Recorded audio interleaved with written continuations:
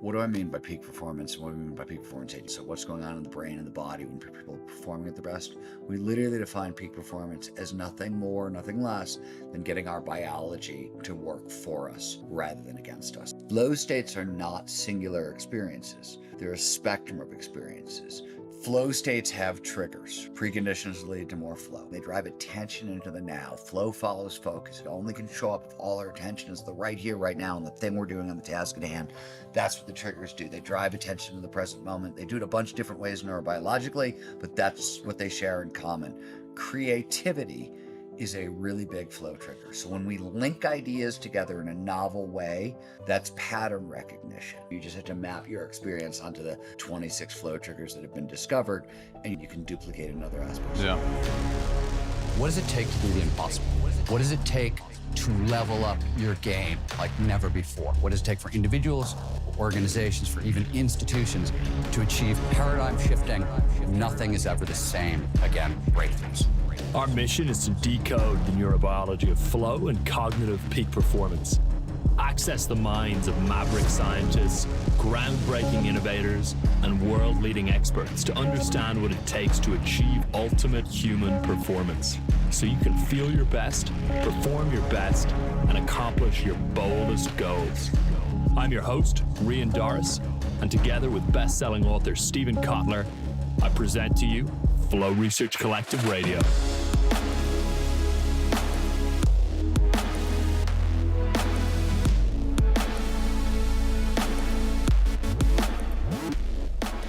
Stephen Kotler, thank you for joining me on the podcast. It's good to be with you.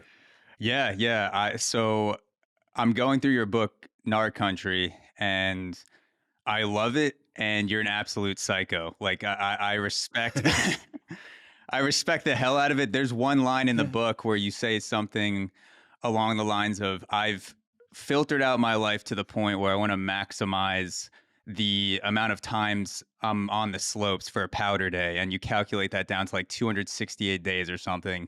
And then of course you have the family, friends, relationships, but the fact that you say that or you write it down and you just put that out there, I feel like no one has the balls to be like, this is my number one priority, and just screw the things that don't filter down to one of these things that I give a shit about. I love having really good filters for life anywhere. And one of the ones, easy one, like top 10 experiences, right? Make a list of your top 10 favorite experiences and prioritize those. Because what good is number 17 or 27 compared to 1 through 10? And we have a limited number of days on this planet. I want to use mine wisely in a sense. Do you remember when you made those top priorities, and especially the priority for getting on the slopes and powder skiing and pushing it to the limit? Like, was it an instant thing? Was it a gradual realization where you go like, this is it? Like, how did you come to that? So I remember being on the mountain in New Mexico when I lived there. I think I was at Taos I think it was at the Santa Fe ski area, and I was deep in flow. I spent the day just skiing really fun tree lines with a little bit of powder. And I remember feeling guilty that I should get off the hill and get home to help my wife do whatever, right? She hadn't asked me to do anything. I'm just making up guilt in my head and feeling bad. And as I was going up the chairlift, I realized, I was like, wait a minute. This is your favorite thing on the planet. And you're in flow doing your favorite thing, and you are going to lead. What are you doing? That's not the way to arrange priorities. And if you were to talk to your wife about this, she would tell you to stay. Yeah. Right. I was like, this is really screwed up. And so it was sort of the beginning of starting to rearrange my priorities based on their actual real importance in my life. Never mind everything else. And it also, skiing to me is about mental health, right? It allows me to, hurling myself down mountains at high speeds, whether I'm on a bike or on skis, that resets my nervous system.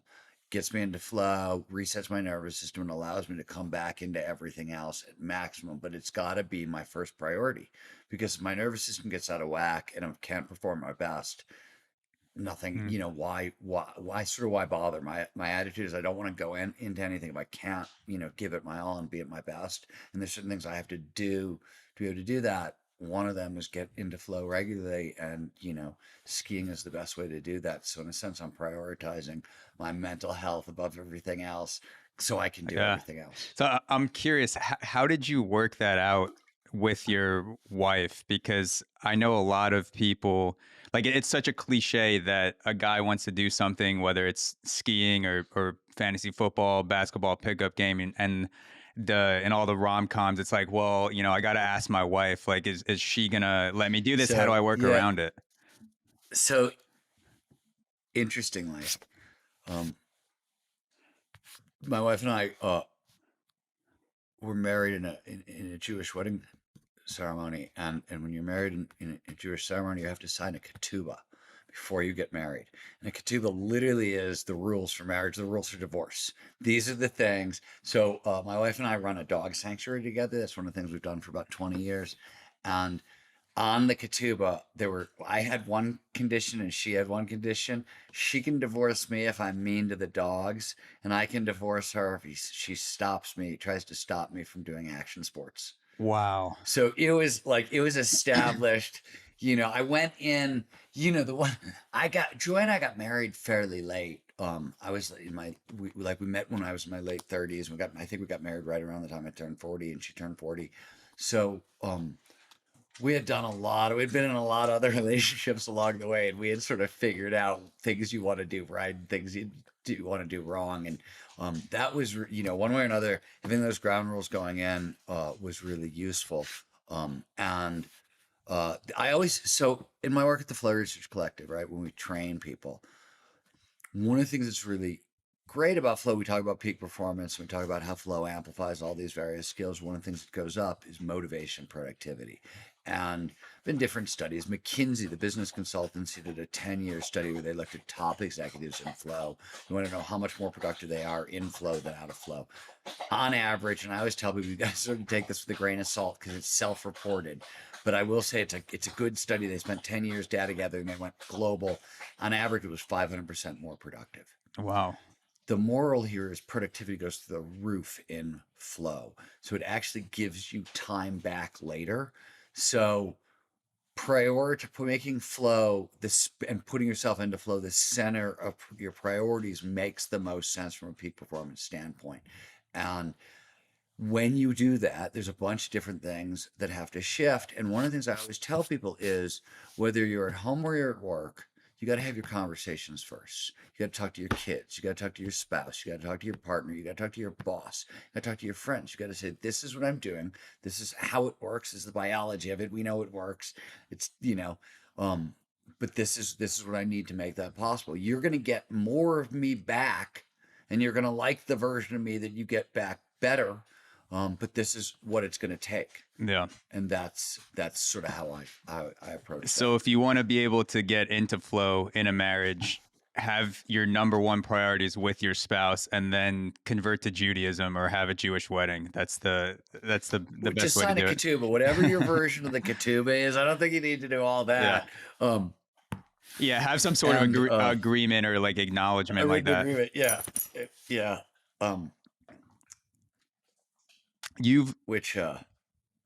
Anyways. So you've spoken about many of your books coming from fits of madness, and for your latest book, Gnar Country, where you take on the quote unquote impossible task of learning to park ski in your 50s, can you tell the story of the brand of madness that led up to this book in particular? So the madness, I've always been, back when I was a journalist, even like as a kid, I'm just wired to follow an idea right off the edge of the world. I've got no problem at all doing that. I get really, really curious. I get really obsessed, and I just keep going until sort of like the puzzle is solved and the mission is completed. I'm wired that way. Gnar Country So let me give you, Gnar Country is a book about peak performance aging. And let me just give you a couple of big picture things about peak performance aging um, that'll be useful. So one, what do I mean by peak performance? And what do I mean by peak performance aging? Definition of terms. Let's just start there. The Flow Research Collective, where we study the neurobiology of peak human performance. So what's going on in the brain and the body when people are performing at their best. We literally define peak performance as nothing more, nothing less than getting our biology to work for us rather than against us. That's all we're really talking about here. Nor is that a particularly new idea in science, right? That there's a long history of that particular idea. We think neurobiology is sort of the right entrance point into it, and it's the good lens. If you're looking to make things reliable and repeatable and sort of mechanistic, that seems to work the best. So that's how we approach it. But that's peak performance. Peak performance aging is literally just getting our biology to work for us rather than against us when applied to the challenges and opportunities of aging. Okay, so simple definition of terms. Now, big picture also, the traditional idea of aging, which most of us grew up with, right? It's what I like to call the long, slow rot theory. And this was really the dominant theory of aging for most of the 20th century. It's all of our mental skills and all of our physical skills decline over time, and there's nothing we can do to stop the slide. Like that's what happens. And it turns out what we've discovered in the past 20 years, all the discoveries that fold into the field that is now known as peak performance aging, say, hey, wait a minute, that's not true at all. Almost everything, if not everything that we used to think declined over time, both mental and physical. We now know these are all use it or lose it skills. So if you never stop training them, you get to hang on to them and even advance them far later in life than anybody thought possible. So one of the corollaries of that is the idea that an old dog can't learn new tricks has been totally disproven, and it's now known that because of these really beneficial changes in the brain that take place over 40 and over 50, old dogs are better at learning new tricks than younger dogs. So that was all true in the laboratory. It had well discovered, thousands of studies, right? Extremely well validated. But other than a handful of like really cutting edge researchers who have taken bits and pieces of those ideas into the real world and tested them, nobody's said, okay, let's do something real with this. Let's see if this shit really works. Yeah. And so I decided, as you pointed out, to see if I could use these ideas to teach myself how to park ski in my 50s. Now, park skiing is the discipline of skiing that involved jumps off, doing, tricks off jumps and on rails and wall rise boxes, very acrobatic. It's pretty dangerous. And for about 11 to 14 different biological reasons, depending on how you're counting, it's once you're over 35, they said, look, it's really difficult to learn. Once you get to 45, that's impossible. Once you get to the age that I started at, which was 53, they're just like, you're downright crazy. Yeah. But on paper, scientifically, I was like, no, I don't think I'm so crazy. So let's test it. And so that's what the book is. It covers the story of the experiment I ran on myself, then the experiment my ski partner ran. He ran the same protocol. And then, which was both of our protocols was massively successful. We obviously learned how to park ski late in life.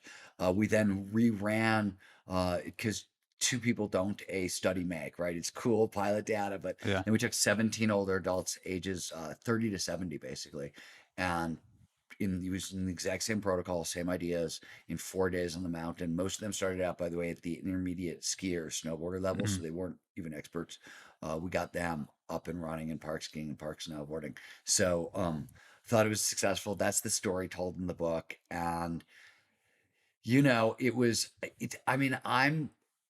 I don't think that I'm willing to go farther to test an idea than most people. Like, I don't think of that as, but other people look at it and go, yeah, I would never have gone that far to, you know what I mean? I don't feel like it's that crazy of an experiment, but judging from the reaction I get in public, it might be. But yeah, when you look at just the overarching goal and accomplishments of the book and the self experiments that you're performing, if you look at it from a 30,000 foot level, it seems crazy. But then when you detail the incremental steps and you're going through every day, the conditioning, doing the ruck walks, walking your dog up the mountain, weighted packs, and then you build the dirt ski complex where there's no snow. It's the middle of the summer. It's in like Utah or Nevada, somewhere out there, and you're just trying to figure out ways how to enter into the realm of park skiing on a dirt mountain, essentially, and building that from the ground up. When you see that Yeah. all laid out step by step, it still seems wild as shit. Like the the progress is insane, but at least I could see how you're getting from A to B to C, and it is it's very inspiring and also very useful because it made me think about the flow states and like the moments where I've experienced that in my own life, and I thought about baseball a lot while I was reading it because the way that you talk about feeling that nothingness or the void and the flow state when you're barreling down a mountain, the closest I've ever felt to what you describe is when I was playing college baseball, and you're throwing a ball 93 miles an hour off a mound, or you're long tossing it 100 yards, and I don't know what it is, but like people always describe a high level of efforts when everything kind of works together in the kinetic chain as nothing. Like it almost feels like you're doing nothing, but the ball is coming out of your hand like 94 miles an hour when everything's working together. And so it made me question, like, why am I not trying to go back to this? Or at least, it's been like 6 years since I've been washed up. Like what is stopping me from going back and playing around with baseball and playing around with throwing? And so yeah, it's an awesome book, not just because of what you've laid out, but because it challenged me to question, like, why am I not making more time for these type of things in my own life that put me into that flow state? There's a bunch of stuff, bunch of different things, but I want to let's start where you started because it's cool. I'm really excited to hear what you just said, and the reason is this. One of the reasons I wrote Gnar Country, I always like to go in with to a book with like 6 or 7 different reasons for writing a book because they're long projects, and one reason isn't enough motivation. I need like 6 or 7, but one of them was at the Flow Research Collective. We train people in 130 countries, tens of thousands every month. But one of the things that it's just been like we've seen it as this gap in what we can teach our customer clients over and over and over again, which is applied peak performance. What does it really look like on a day-to-day basis where you're really just taking these ideas and applying them to a hard challenge on a day-to-day basis? Nobody has really written that book because you get it wrong and it's really freaking boring, right? It's you get it wrong and it's just terrible. So there's a lot of ways it can go wrong. So it takes a certain level of writer to want to even wade into the challenge, and it it just hadn't happened, and I saw the opportunity sort of to track my progress and use it as a way to show people this is what applied peak performance looks like. Now we can, when people ask what's the day-to-day application of this really looks like in the real world, here's one example, but it's a literal day-to-day example. So hearing you talk about that and hearing you see it, that was the point. Then I did my job, and that's awesome. The other thing I want to mention to you, flow states are not singular experiences. They're a spectrum of experiences. So what you were talking about with baseball is macro flow. It's a full-scale flow state where all the flow's core characteristics are turned up to 11. You experience micro flow, right? You just great conversation. You're doing a podcast, get so sucked in that you and your guests sort of just disappear, and time goes by and nobody even notices, right? That happens to you fairly frequently. That's micro flow, right? You can learn to turn microflow up and turn it into macro flow, which is one way to do it. Or you could also learn sort of look at flow's triggers and look at baseball and say, okay, this assortment of triggers really drop me into a macro flow state. Sort of what works for you. You just have to map your experience onto the 26 flow triggers that have been discovered, and you'll be able to sort of figure out, oh, this is the formula that is baseball to me. and you can duplicate in other aspects of Yeah. your life. Yeah. So I did a deep dive on YouTube of going to a bunch of different park skiing videos and just watching tricks, like going down the rabbit hole. And after watching that, I have a much better idea of why park skiing is seen as impossible for older athletes to learn. Can you dive into some of the tricks and mechanisms that you were attempting to do specifically that make it like so seemingly hard to do past a certain age? Like if you could break some of the mechanisms down, or some of the moves that you were aiming to do on the list, just so people could have an idea of like the physicality and Yeah. the effort involved and how you even begin to do that. Um, th- a lot of effort went into, like, let's start with the nose butter Yeah. 360, which is sort of where I hung my hat. Um, so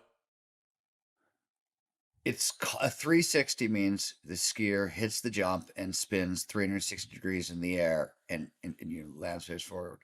The thing I want to just mention going in is, um, even on a kiddie jump, which is like 3 feet high, you're going to jump double to triple the size of the jump if you hit it with the proper pop. So you're going to be 6 to 10 feet up there. Mm, And with the 360, it's a fairly simple trick, right? For in skiing, but you miss it by more than 5 to 7 degrees, and you're going to mess your knees up mm, bad.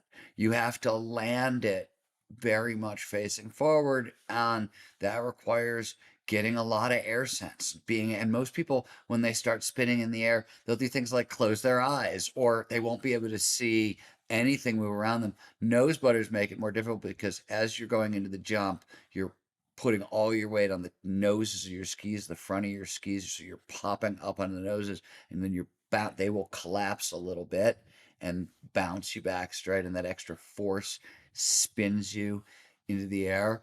It's um it's considered a lot more difficult, both because it's sort of terrifying to be going at like 30 miles an hour and then suddenly you have to lean over the nose of your skis as you're going up a jump. It's also terrifying because the question of when do you start spinning, yeah. and like you literally, like, when you start spinning on a nose butter is the moment you sort of you see the horizon line.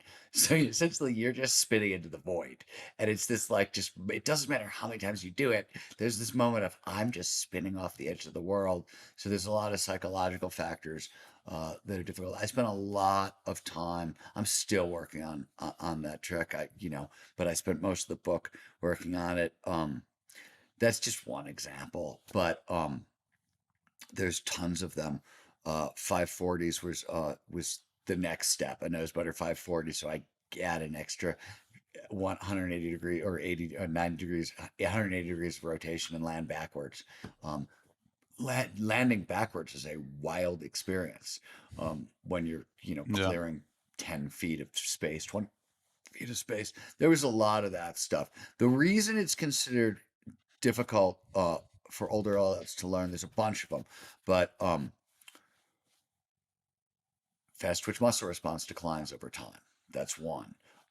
Motor dexterity declines over time. Strength declines over time. Stamina, VO2 max, all those things decline over time, supposedly. The big one is there's a motor learning window. We've all heard about this, right? And it's open in childhood and slams shut by the time Yeah. we're 25, 26, right? Don't become a ballerina if you haven't done it by 25, 26. Don't become a gymnast. And all those things are true, sort of. Yes, all those things do decline over time, but as I said, they're all use it or lose it skills. So if you keep on training, you get to hang on to them, even advance them far later in life than anybody thought possible. And let me just give you a simple example. VO2 max, which is upper respiratory capacity. It used to be in the aging discussion. This was like one of those like big freaking mallets that the cynics would beat you with. It didn't matter what you came up with around peak performance aging. Some smart ass was going to be like, yeah, well, what about VO2 Yeah. max? And they were right, because VO2 max, which is our upper respiratory capacity, which is what we're using in park skiing, for example, it peaks in our 20s, and then it starts collapsing, and by 50 it really starts to fall off a cliff. And then 10 years or so ago, they started to notice this really weird thing in ultra running. They started to notice that like 60 and 70-year-olds were beating 40 and 50-year-olds, and they couldn't figure it out in like 200-mile road races and like Damn. shit where you were like, what? They're doing what? What's going on? Why is this going on? So a bunch of scientists said, okay, this doesn't make sense based on what we know. Let's go look at VO2 max. And so they looked at the VO2 max of just basically octogenarian triathletes. So folks in their 80s capable of running a triathlon, very fit, but not super elite, best in the world, just very fit. And they found that on average, they had the VO2 max of healthy 35-year-olds. Wow. The difference was they had started training VO2 max regularly in their 50s and never stopped. And so that was huge. There's a bunch of stuff like that. The big one is this motor skills window that slams shut. Maybe sort of, partially, not quite. What really changes more than the motor skills learning windows, there are changes in the brain and it does become slightly harder. But what really changes in our approach to learning, kids learn through play and adults learn through work. And learning complicated motor skills is almost impossible if you're not playing, because of how learning works, because of how the brain works, because of a million different reasons. So we now know, for example, if you're talking about accelerated learning, the old idea, you're probably familiar with Anders Ericsson's 10,000 hours deliberate practice, do the same thing over and over, and incremental advancements.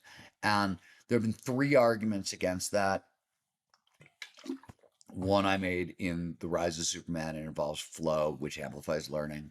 Another one David Epstein made in Range, which was an argument against early specialization, which is the cult of that stuff. And it shows that that's actually not the best way to learn. And the final one was Anders Ericsson himself, who said, hey, wait a minute, this stuff is true for a very small category of skills. If you're trying to learn how to play the violin or become a math genius, deliberate practice works really, really well. But in most other places, deliberate play outperforms deliberate practice almost all the time. Deliberate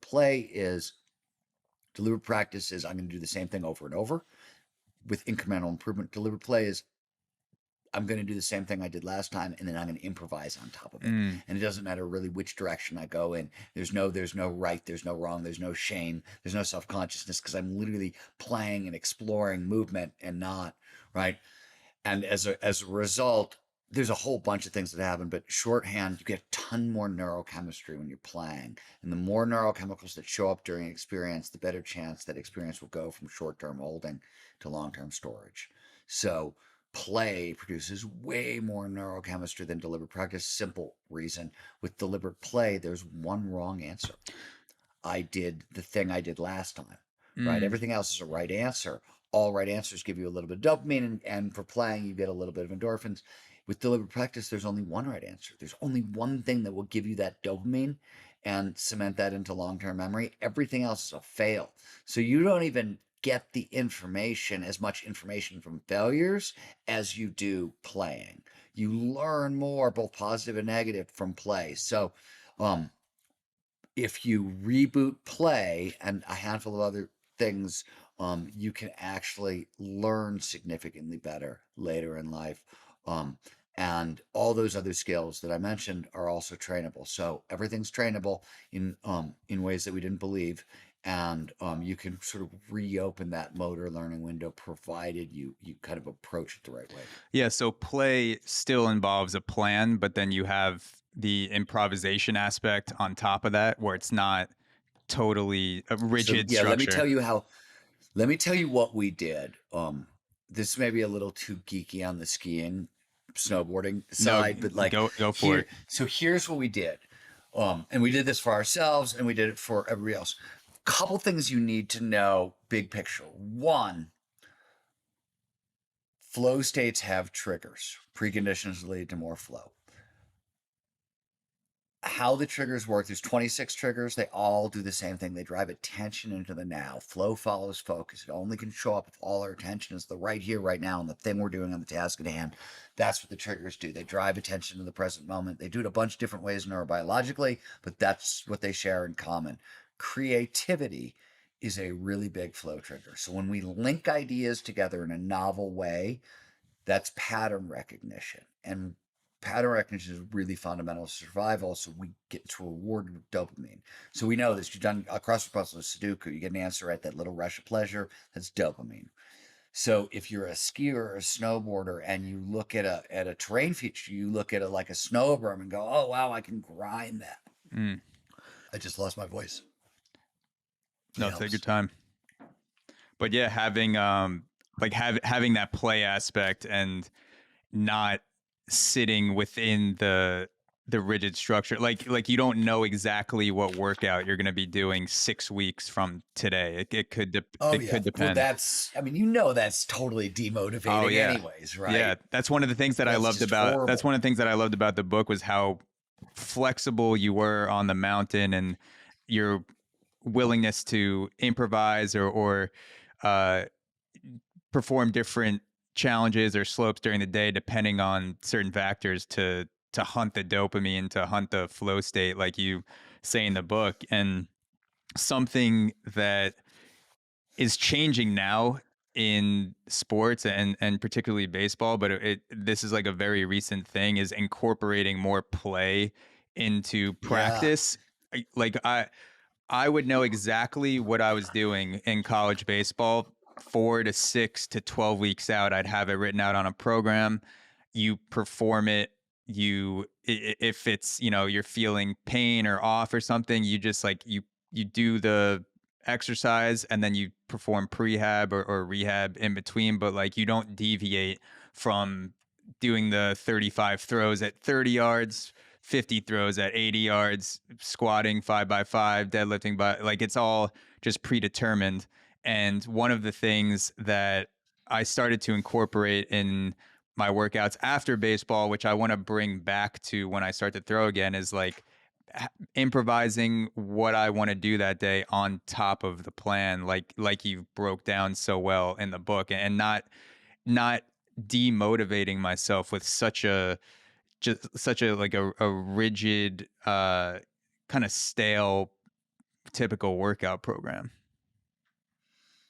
There's a lot you said. There's a lot that's in there. There's just, one of the things is just basic embodied cognition, right? There's a whole bunch of learning theory and coaching theory and sports theory now that says, hey, wait a minute, you want to be prepared. These are dynamic. You want to be prepared for dynamic situations. You need the novelty. You need the variation. If you train the same thing over and over and over again, you're not going to be able to respond to the variability in game, the game as it shows up. So there's a bunch of learning theory that points to it, but it's also this from baseball because it's a long ass season. Skiing is a long season. So it can go, I mean, my ski season can start in November and go to July sometimes. Yeah. That's a very long time to stay motivated. There's a lot of injuries along the way. There's a lot of stuff. And for me, I don't know, nothing is worse than self-expectation. And so much gets dashed on the shores of self-expectation. So one of the reasons I'm always sort of moving at things around is, as soon as I develop a level of unrealistic expectation in one part of my ski game, I gotta move to another area, because all I'm gonna do is disappoint myself and lose motivation at that point, and then confidence is getting eroded. It's harder to get into flow, and performance is and then I spiral. So one of the things that I wasn't expecting as a through line to the book is edibles. So I wanted to ask you, what role do edibles play for you on the mountain, off the mountain recovery? How do you use them? How does that work into your regimen? So I don't always ski stone, but and there are certain, so one of the oldest flow hacks in the world is 20 minutes of aerobic exercise followed by a cup of coffee followed by uh, THC. And people, it's the hippie speedball Mm, in action sports, and people have been doing it since the 60s. We have done a lot of work at the Flow Research Collective on caffeine and flow and why caffeine works as a flow trigger. Uh, we've done some work on THC and flow, CBD and flow. We've looked at all these things. We're trying to sort of drill in that. We don't train people in that ever because it doesn't seem to be reliable for everyone. mm, People have very different relationships with THC and different kinds of THC. So it's not. I don't find it's something that's useful for everyone. So we don't. You know what I mean? And yeah. I truly at the collective we'd like to specialize in psychological interventions that produce neurobiological reactions because I don't want to have to ever depend on a substance for peak performance. But one, when I'm dealing with pain, I would much rather take an edible than take an aspirin. Yeah. It's much better, right? It's better on my liver, it's better on my body, and it works better. So, you know, I'll use it for recovery if I ding myself up, and then but I've found with marijuana, like there are a lot of times it won't work. If it's cold, it will not work and can take me in the other direction. If I'm hungry, it will not. Right? I can't use it to push through hunger. It makes it worse. If there's too much fear, it Mm, can mess with performance in unhealthy ways, right? So there's very specific things, and it's um the more complicated the movements, the better marijuana works as a performance enhancing chemical. Also, mm, this is some weird. So ever we all grew up being told that marijuana is bad for performance, and that's not entirely true. So when they test reaction times, but that's what they were talking about, they do it with a light box, like a tic-tac-toe board. So they light up a square and you mm, tap a square, and they light up two squares and you go boom, boom, and then three squares, boom, boom, boom. So when they test it, it's usually like stone versus sober, right? And if what they discovered is, and it took them forever to do this, because nobody bothered to do it this much, but like in the beginning, if you test light up one square and it's stone guy versus sober guy wins. mm, Two squares, boom, boom, sober guy wins. Three squares, they start to tie. Four squares, they start to tie. And at five squares, stone guy usually pulls ahead. mm, Um, and it's because you can learn those really complicated patterns, but you have to turn off the subconscious to reproduce them. When marijuana will turn off part of the prefrontal cortex that'll block that. So if you're performing very complicated patterns and things like that, marijuana can work as a performance enhancing chemical. But you have to sort of know what you're doing. You actually have to train with it. Marijuana also produces state dependent learning, which is, you heard about it. It's studied with the SATs and purple sweats, take them in purple sweats. That's state mm. dependent learning. But it's the same thing. Marijuana produces state dependent learning. And so most people smoke pot in high school, eating Cheetos and watching Monty Python movies Yeah. and laughing. And that's what they trained themselves to do. And they didn't realize, oh, wow, it's a performance enhancing substance and you can use it to focus, and it's good for certain skills. I covered marijuana as a performance enhancing substance a bunch when I was writing articles for like Men's Journal and Men's Health. I wrote Yeah. a bunch of articles about it. Um, but it's not for everyone. Yeah, it makes sense with the most benefit coming from the more complex movements because there's so many athletes that will smoke and go train, or a lot of athletes play high, especially with MLB, NBA. Like a lot of people putting pressing the brakes on just banning marijuana altogether. Like I've never been a huge edible guy myself while I'm training or playing, but I have friends in various sports, some of who are still playing, that, you know, maybe once a week or a few times a month, they'll smoke and take batting practice or smoke and throw or take an edible, like lift weights. And it does, uh, the times that I've done it, I do feel, I don't know if it's more connection with my body, but just like a different connection with the way that my muscles are moving and things are coming together. And especially when you're doing a movement like throwing, or I imagine it's even more intense when you're skiing down a mountain and you're performing tricks. But like I feel, I feel like I can feel the out of syncness earlier and more deeply when I've smoked before I throw, rather or compared to sober, where like it might take me like 20 extra throws to feel that something's wrong. I just feel like more in tune in a way with weed in my system performing a complex movement like throwing a baseball. It's funny also, I found I'm a mediocre surfer. I'm an expert skier.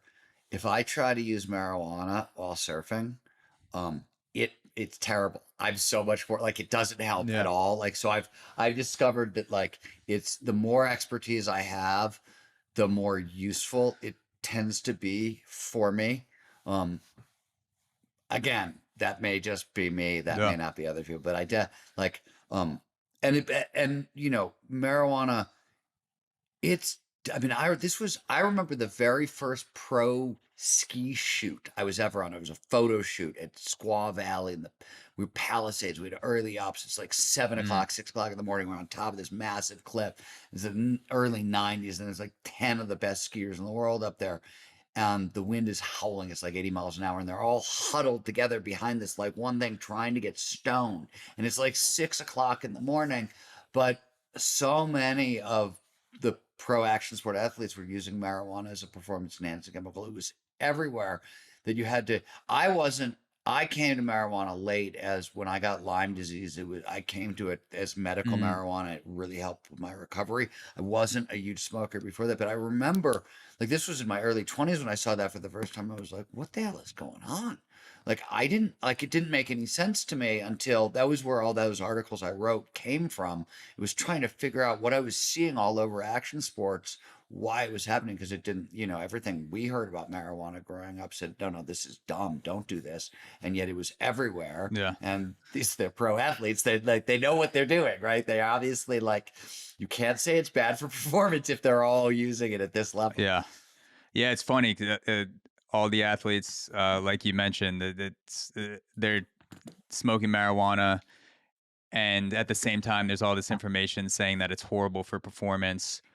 But then, like, no one's saying anything about alcohol or amphetamines, which like a lot of athletes were doing. Also, I feel like marijuana was just uh, singled out for demonization. Yeah, you know what's interesting also, first of all, I agree with you. And the funny thing is both alcohol and amphetamines really hurt performance. Mm. And they're just as ubiquitous in sport. Um and I mean it's certainly, you know, go read the old baseball was a game of amphetamines. I mean Oh until, yeah, you know, still is. Now it's just like legal prescription Adderall, but right now it's Ritalin and Adderall, but yeah, in the 70s it was greenies. greenies, Yeah, right? Greenies. yeah.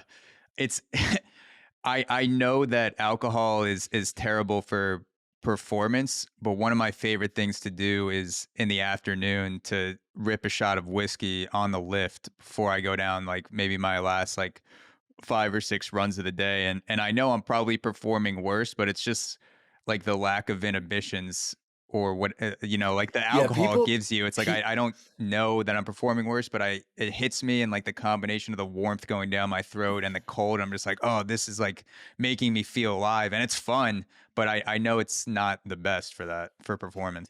It's and people. I mean, I'm amazed because alcohol to me, is set. It's the opposite. It takes me in the opposite direction. It really, I really feel hindered. I've tried to ski with booze in my system only a couple of times, and it really won't work for me. But it's amazing to me how much alcohol consumption I see uh, in the mountains. It's wild how many people actually use it that way. It is one thing confidence plays a huge role in our ability to get into flow. And that's one of the things that you are getting from it's boosting confidence in a big way, not in a real way. Yeah. It's a fake boost, but it may be enough to drop you into flow, and flow will amplify performance. So if that's the path you're going, in the end, I think you're probably going to end up performing better, even though the booze is going to Yeah. hinder your performance. I just don't think. I've also discovered that people who use booze to get into flow, because you can do it. It'll turn off part of the prefrontal cortex. It'll do it. I've known some writers who have done it, and the problem is it's not, booze doesn't work like others, like your tolerance goes up too much. So like I know writers, I had a friend who was an author who would drink half a glass of wine to start her first book, but by the time she was finishing her second novel, it was 2 bottles a night. Yeah. And that was a real problem, right? Like suddenly now she had writer's block and she had a problem with alcohol, and that tends to be another problem with people like regularly using substances to get into flow. So cautionary tale. Oh yeah, no, it definitely, you definitely acclimate to it, and it starts to add up after a while. And I've heard actually powerlifters talk about taking shots of whiskey before a big lift just to calm the nerves, or sort of have that confidence. It's not real confidence, but like you feel, maybe a little bit of a boost that makes you feel like the weight is going to be lighter, that you have more pull or something like that. I've experimented with taking a shot before practicing Muay Thai occasionally, like to calm my nerves before a sparring session. I'll take 1 shot of whiskey, and I haven't done it enough times to tell you whether I think it works or not, but there definitely is like a little bit of a relaxation effect. But then again, my performance, if I was measuring it, is Yeah, I probably don't. a So little less. I've never tried. I've never tried alcohol with fighting. I've tried marijuana, and like nothing is worse than getting punched in the face while stoned. Really? Like you just don't. Yeah, to me, it doesn't like the ability to take a hit, absorb a blow, stay focused. Like marijuana seemed to really sort of screw with that for me. But again, not an expert fighter, right? Yeah. So somebody with way more skill might have a very different experience. Lost my ability to speak this morning. Yeah, no, I'm there with you a little bit. I'm actually still adjusting to jet lag from Japan. It's been like 2 weeks, but it's kicking my ass. So I'm stringing sentences together better than I thought I could this morning. So I'm there with you. Nice. So I wanted to ask you, what was the closest thing to a derailing moment that you had during the process? Something that's much more than a speed bump, and it felt like you were hitting a brick wall. If you had a moment like that.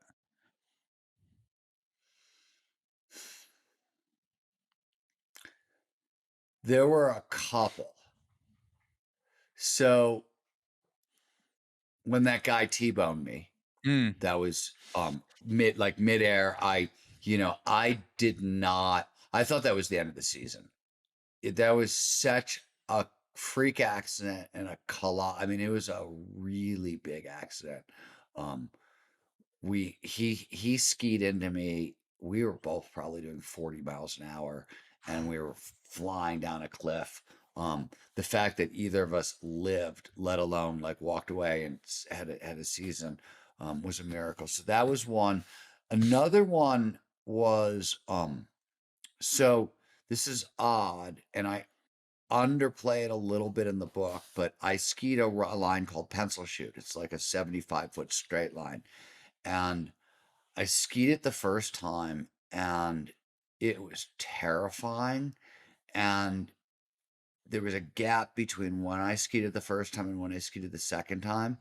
And I knew I had to ski it a second time because it was so scary. And I knew like if it didn't, like that fear was just going to eat at me and it was going to end up winning. Yeah. And I knew I hadn't sort of I conquered this thing. And so I didn't talk about it much in the book, but there was like a 10-day, 12-day period in between attempts at skiing that, that I really sort of like, I knew I was watching it, the fear sort of eat at me subconsciously. Um, that was that was a derailment at the end when, like, when I injured my knees and I didn't know if I was going to come back from that one. Also, those were the three ones. I'll give you another one, which I don't. Again, it's not. I don't spend much time on it early in the book, but we talked earlier about learning to throw a nose butter. So when you screw up a nose, I spin uh, left, right? That's my Mm. natural direction to spin. When you spin left on a nose butter, when you get your timing wrong, meaning if you start too early to spin up the jump, or you tend to catch your tails and you go right in on your right hip Mhm. hard. And by like mid-season, my hip was bruised from like the middle of my thigh to my ribs, and I mean like literally just like black and blue, because I just couldn't get it right and I just kept going in.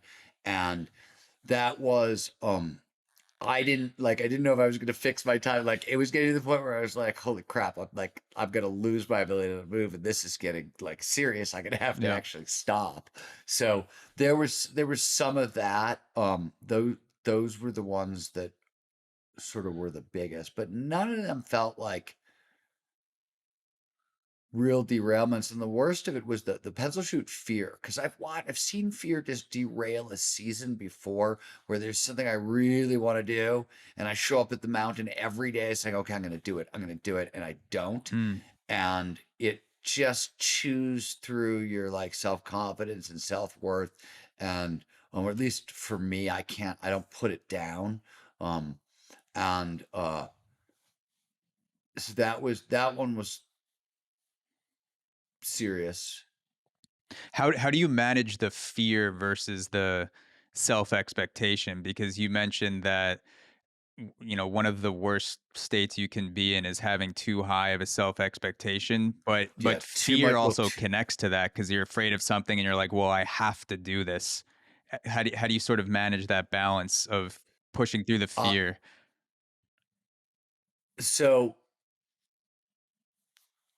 I try with self expectation to not set daily goals. I'll set seasonal goals, because daily goals, I never know how I'm going to be on a given day. This could be as a writer or this could be as a skier, right? Like, it doesn't, I find that like I'll set a process goal. I want to ski this many laps because I know I'll be getting my workout in, or I want to write this many words, but I won't say I have to ski this line. I have to do this trick, because I want a lot of like the bigger tricks that I learned along the way. I was just like chasing my buddy down the mountain. He did, and I was like, "Oh, I think I can do that." And just, you know, it.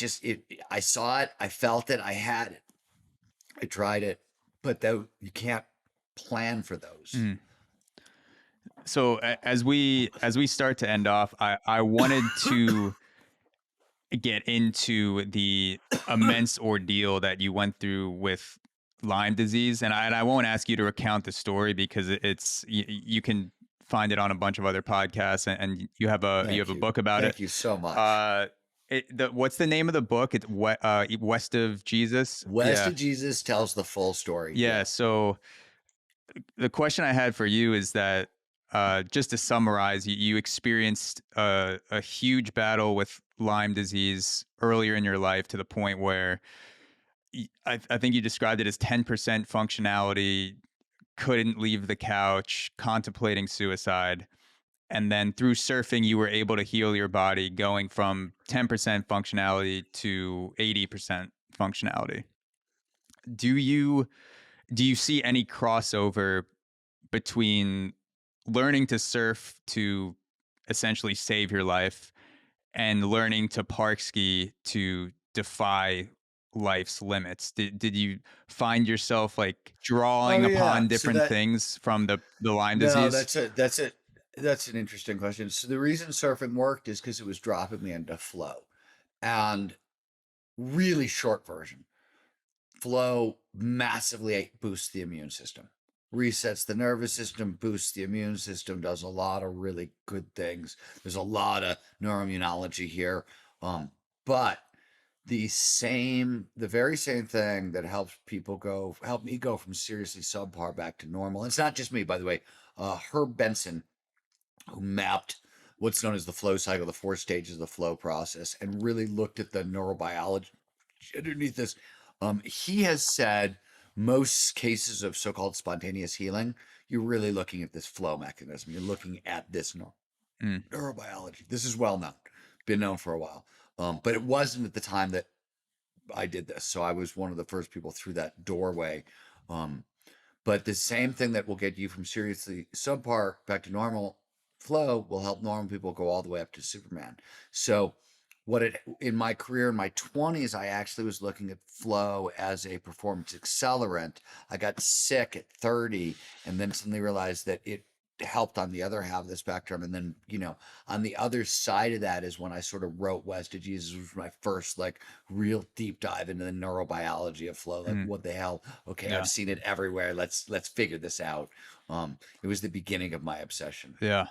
Yeah, I thought one of the parts of the story that stuck out to me with your battle with Lyme disease is that your friend, but basically forced you to get off the couch. It wasn't out of your own internal wills. It sounded like you said you got carried to the beach. Your friend was like, "You're Oh no, coming surfing." my friend Andrea showed up at my house, and one, you have to understand that, like, besides the fact that, like, she was like the 12th at the time. She was the 12th best female rock climber in the world, and like she's a tough lady in general. But she also is like a physical therapist who works with like the dying and AIDS patients and like the worst. So she's used to motivating Yeah. people, right?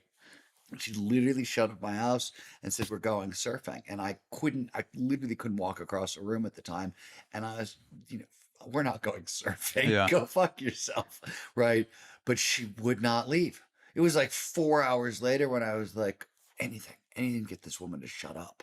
Just like, Yeah. fine. Let's just go surfing today. What's the worst that could happen? Right. I'm suicidal. Yeah. Right. I kill okay, fine. Let's go. And it really was that. It was anything I could do just to get her to shut up because she just wouldn't leave my house, just kept badgering me. And she was right. Yeah. Yeah. Thank God you have friends like that, because anyone else, you could easily look at someone battling a disease and they're sitting on the couch and you tell them to get up. You're basically like, you're coming surfing with me right now. You're coming biking, insert X activity that seems impossible for that person's functionality.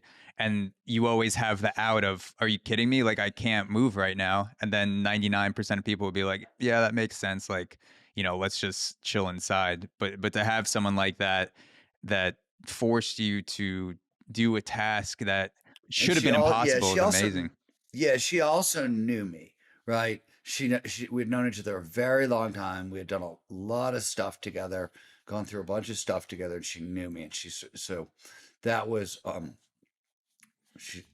but you're right. It's like most people would have walked away, would Yeah. walk away. It was kind of crazy, right? Because it could have gone really wrong.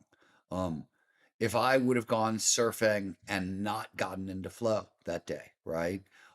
It could have really taken almost all the strength I had left in the world and started a slide that I don't know if I would have come back from. So it could have gone really wrong, but it didn't. And there's a lot of other people. It's funny how many stories I hear about people using action sports as flow triggers to come back from autoimmune conditions. The My Lyme story, because of West of Jesus, I get, emails and letters from people all over the world like, oh my God, Yeah. I read it, I tried it, Mm. Last question. Do you have a favorite skiing scene in a movie or TV series? Something that you think about when you think of, skiing in a cinematic sense, something that your mind goes back to. That's interesting. Um, Doug Coombs, I think it was, skiing the waterfall in Aspen Extreme. Mm. Aspen Extreme was this really cheesy, right, ski movie. And I think it was Doug Coombs who skied a waterfall. That one tends to stick in a lot of people's minds. When Shane McConkey reenacted the James Bond ski scene, Yeah. um, that was pretty, like, the James Bond ski scene is classic, but Shane redoing it at Squaw Valley was, I think, better. Um, I'll tell you it's funny. I don't have this favorite ski scene in a movie, in a ski movie, and it's so in one of the early Steve Winter films, Shane McConkey, who is at the center of my book, The Rise of Superman, and one of the greatest action sport athletes of all time, but it's as an entrepreneur and an innovator that, like, he's so astounding and he's so different from so many other athletes. And one of the most astounding things in my mind still in history. So Shane had this idea that was radical at the time that, oh, wait a minute, skis can get fat. They're like water skis. Snow is frozen water and the dynamics will work the same. And we should make fat skis. And to prove it, he took a pair of water skis, mounted ski bindings on them, brought them to Alaska, got in a helicopter, got flown to the top of an Alaskan peak. And this is, mind you, this is like 93, Yeah. 94, just when we're pioneering Alaska. So even just like being in Alaska on those peaks, this was brand fucking new. And this guy takes totally inappropriate equipment because he's got an idea Yeah. and he's going to test it, right? Like, this is the ultimate product test, right? Like, this is like, oh, Coca-Cola, you've got a new soft drink. Great. Yeah. Now bet your life that it's going to work or taste good. Like, it's the craziest thing ever. And on top of it, he films it. You can watch it. And it's so, like, of all the things in all the ski movies, that to me is my favorite scene, because you watch him at one point, he skis a spine line before anybody was even skiing spine lines. And he kicks the skis sideways and slarves the spine line. And this is, mind you, 10 years before people start skiing spine lines, 15 years before skiers start figuring out how to slarve anything on a pair of water ski. Like, it's, yeah. So that's the one where I'm like, yeah, this is the moment that it still blows my mind. What is a spine line exactly? So when you have really, really steep mountains, right, and there's rocks, the snow will fall on the rock, and it will fall on it'll fall on either side of the rock, and it'll make a very like a knife edge. And when you're skiing really steep lines, one of the problems is you kick off snow, and in Alaska, that slough can take you out. You can, if you run into your own slough, it could take out your feet and you can die, because the runs are enormous. So how do you manage snow when you're moving through really steep Alaskan, these spines, is an interesting question. And one of the ways people do it is they just ride the edge of the ridge. So the snow falls on both sides, but they'll throw their skis or snowboard sideways, and that's what slarving is. They'll just ride it that way, sort of jump back and forth. But it takes a lot of technique, takes a lot of courage, takes a massive amount of strength. And McConkey was the first one to figure it out, and he did it on the wrong equipment to prove a point in a movie. And so that's always my favorite, because wrong equipment to prove a point. I'm wired that way. I would do something like that. Yeah, that's like, having a medication in a lab that could save your life, but also could kill you. And before testing it on any animals, you're just like, let me just fucking put this in my veins and see what happens. Just going to Alaska, bombing down those slopes out there is insane, but it worked out. Yeah. And thank you again so much, Stephen, for your time. I really do appreciate it, and I will link everything that we talked about in the episode, and people should go check out Gnar Country 100%. I'm a snowboarder, and I snowboard 15 to 20 days per year, and I found it absolutely captivating because, like I said, I'm applying a lot of it to my own life, or I'm in the, taking bits and pieces and in the process of doing that. And even though it's a a book about skiing, there's so many things that you can take and put into the activity of your choice, whether it's, skateboarding, throwing, badminton, like whatever the hell it is. That there's a lot of things that cross over. So thank you again for taking the time to hop on the podcast. And where can people follow you? Where are the best places for people to keep up with your writings, your publications, things like that? StephenKotler.com is me. FlowResearchCollective.com is the Flow Research Collective. If you're interested in flow training, getmoreflow.com is the place to go. It's the cheesy URL that everybody can remember. And Yeah, baby. I'm at Stephen Kotler on Insta, Google, and all things Bookface. Amazing. Thank you so much, Stephen. Hey, man, my pleasure. Thank you. If what you've heard on Flow Research Collective Radio has been helpful, please consider doing us a solid and leaving us a review on Apple Podcasts, Spotify, or wherever you are listening to this. Reviews help us connect to a wider audience so we can get these peak performance principles out to more people.